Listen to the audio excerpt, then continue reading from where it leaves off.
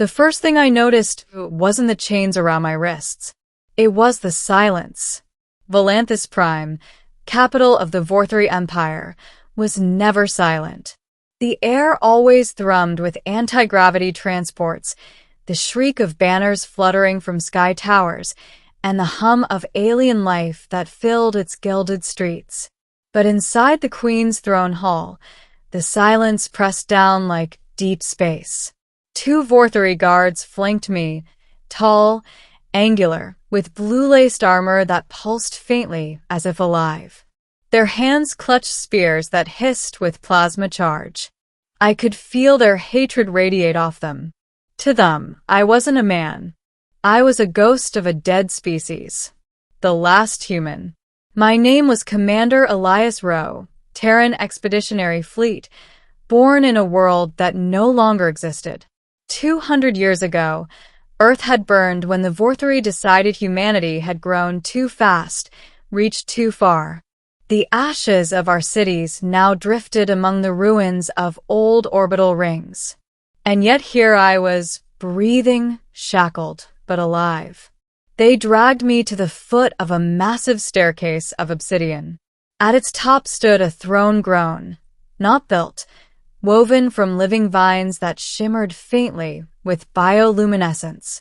The creature sitting upon it, her, was both terrifying and beautiful in the same instant. Queen Aurelia's Volanthus. Her skin glowed faintly silver under the light of twin suns spilling through the cathedral glass. Her hair flowed like liquid metal, her eyes a shade of violet that seemed to cut through the air itself. Around her neck hung an ancient relic, a shard of crystalline armor etched with symbols of an extinct race. My race. I didn't bow. The guard shoved me to my knees anyway. Human, one hissed, you will speak only when commanded. The queen raised a single hand, silencing him. Her gaze settled on me. Her voice was smooth, melodic, yet heavy with power. Is it true, she asked softly, that a Terran still walks among the living? I met her eyes. Guess you'll have to decide that for yourself, Your Majesty. Murmurs rippled through the court, gasps, disbelief, anger. The last time a human stood before the Vorthri court, it was to beg for Earth's mercy. That plea was denied. The Queen's expression didn't change, but her eyes flickered, just once, as if something had cracked behind them. Leave us, she said. Her guards froze. Your Majesty. Now. The entire hall hesitated. Even the living vines of her throne seemed to tense. But one look from her was enough. The guards withdrew, their boots echoing down the marble until the great doors shut with a thundering boom. And then there was only me and her. Middle, the voice of the dead. I stood slowly, the chains rattling as I rose. Why bring me here? I asked. You could have executed me the moment I landed. She tilted her head. Because when I heard your transmission, I recognized your tongue. That made me stop cold. English. Her lips curved faintly. Terran Standard, Class 4. A language not spoken in this galaxy for over 2 centuries. Something stirred in my chest, fear, maybe, or something older. You shouldn't even know it, I said. She rose from her throne. The living vines pulled back as if bowing to her presence. Her long cloak shimmered like starlight, whispering across the floor as she descended the steps. I was taught by a human, she said softly. My breath caught. She stopped just a few feet from me. He was my mentor, my guardian, the one who taught me words like peace and mercy. I didn't understand, not yet. Her eyes softened. His name was Elias Rowe. My heart froze. That's impossible. Is it? She whispered. Because when you spoke on that transmission, when you said your name, I heard his voice. I felt my pulse pound in my ears. I'm not him. You are him, she said, stepping closer, her voice trembling. Or his echo. She reached out, and, for the first time, I didn't pull away. Her fingers brushed against the scar on my collarbone. It was an old wound, a jagged mark of shrapnel from a war humanity never won. But the moment her skin touched it, something happened. The scar burned. Faint lines of blue light pulsed beneath it, like veins awakening after centuries of sleep.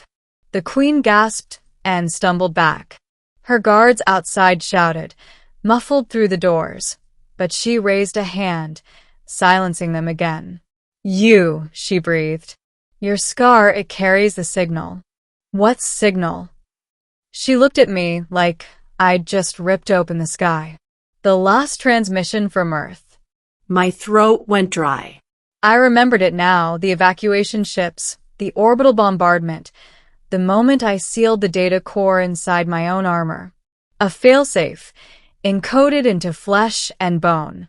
"I thought it was destroyed," I whispered. "It wasn't," she said, awe in her voice. "It's inside you." She stepped closer again, her voice trembling now with something between fear and reverence. "When I was a child, I was told that if a human ever returned, it would mean the Vorthri's time was ending. You shouldn't exist." I laughed bitterly. Story of my life. But she didn't smile. "No, Elias. You don't understand.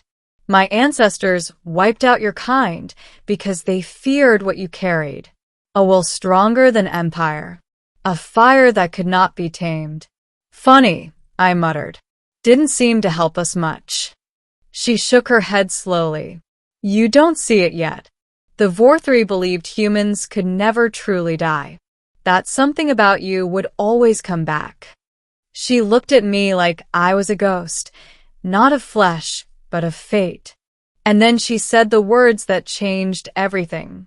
"When I heard your voice," she whispered, "I remembered the stories. I remembered him, my teacher, his laugh, his defiance, the way he said my name." I stared at her, stunned. "What was your name then?" She hesitated, and then whispered, "Lyra." The name hit me like lightning, because deep in the fog of half-remembered dreams, there was a child, silver-haired, laughing on the edge of a burning world. A child I'd saved during the Terran War. A child who had promised to make the stars listen someday. And now she stood before me, a queen. The revelation. "You remember me," she said softly, tears glimmering in her violet eyes. My voice broke. "I thought you died." She shook her head. "You left me in the care of the Vorthri after the Battle of Titan's Gate. They took me, raised me, molded me. They never knew what I truly was." I could hardly speak. "You were just a girl." Her gaze was fierce now, the gaze of a ruler, not a child. "You saved me. You made me swear to remember what humanity stood for. And I did." She paced slowly, her words gaining strength. "The Empire thinks it owns me. They think I am their symbol of purity and strength. But when I ascended to the throne, I began to hear whispers that the humans left something behind, something buried beneath their final city." Her eyes glowed faintly. "The core of Earth." The name sent shivers through me. It wasn't just legend. It was a weapon, a seed of intelligence born from humanity's last scientists. A machine that could restart civilization from its ashes. I swallowed hard. "You know where it is?" "I do. And the coordinates are locked inside the code in your scar." The realization hit me like gravity. That burning pain when she touched me, it wasn't just a reaction. It was a key. "You brought me here for this," I said. Her expression softened again. "No, Elias. "I brought you here because I thought I was alone. Because I needed to see that my faith in your kind wasn't misplaced." Then she smiled faintly. "And maybe because I missed the sound of your voice. Something warm, dangerously warm, flickered in my chest. I'm not who I used to be, I murmured. She shook her head. Neither am I. For a long moment, the silence between us wasn't heavy. It was sacred. Then the throne room doors exploded inward. The climax, the Empire strikes. The chamber filled with soldiers, Vorthary elite, armor gleaming like liquid obsidian. At their head was Lord Theron, the Queen's enforcer. Your Majesty, he hissed, eyes locked on me. Step away from the human. He's infected with the Terran code. We'll purge him and extract the data. A dozen rifles trained on my chest. The Queen didn't move. Theron, she said quietly, lower your weapons. My Queen, he's a danger. I said lower them, she shouted, her voice ringing through the hall with the force of thunder. For a moment, even the vines shuddered. But Theron sneered. You've gone soft, my Queen. This creature is manipulating you. He raised his weapon. I moved before I thought. The chain snapped tight as I lunged forward, dragging one of the guards off balance.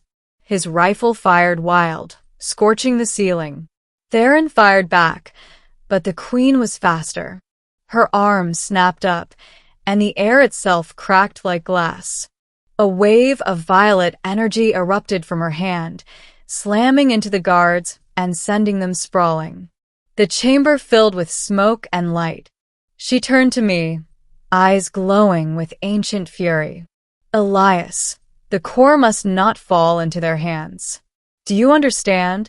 I nodded. You'll be killed if you stay. She smiled sadly. I was born to protect what you began. She reached up and touched my scar again. This time, the light surged outward, spilling across the floor in blue threads that climbed the throne, the walls, the ceiling, forming a map of stars. At its center, a single glowing Earth, she whispered. Her eyes met mine, fierce and soft all at once. Go. Find it. Finish what your kind started. I hesitated, my throat tight. Come with me. She shook her head. If I leave, the Empire will follow. Someone has to hold them back. Before I could argue, she pressed her forehead to mine. You gave me life once, she whispered. Now let me return the favor. The world around me began to dissolve in light, her power, bending reality itself. Lyra. Go, Elias. And then everything vanished, ending, the voice that echoes. When I woke, I was aboard my ship, the Soul's End, drifting above a silent planet wrapped in blue clouds. My systems were scrambled, my mind racing. But the map sheet unlocked was still there, glowing faintly on my console. Coordinates. To home. I stared at the display, my reflection ghosting across it. For the first time in centuries, Earth wasn't just a graveyard. It was a beginning. I touched my scar. It still pulsed faintly, not with pain this time, but with her warmth. Her voice echoed faintly in my mind. We thought you were extinct. I smiled through the ache in my chest. Not yet, I whispered. Outside, the stars shimmered, brighter than I'd ever seen them. And for the first time since the war, I believed them possible. Humanity was coming home. And somewhere, on a distant world ruled by a silver-haired queen, someone was waiting for us to rise again.